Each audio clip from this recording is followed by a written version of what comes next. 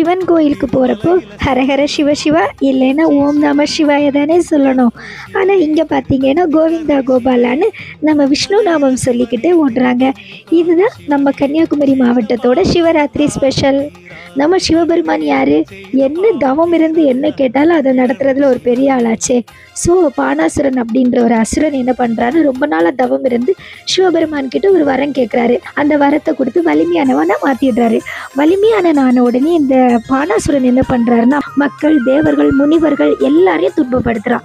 இவர் துன்பப்படுத்துறதை பார்த்த உடனே எல்லாரும் சேர்ந்து போய் நம்ம மகாவிஷ்ணு கிட்ட முறையிடுறாங்க. நம்ம விஷ்ணு யாரு? தர்மத்தை காக்க வந்து தெய்வமாச்சே.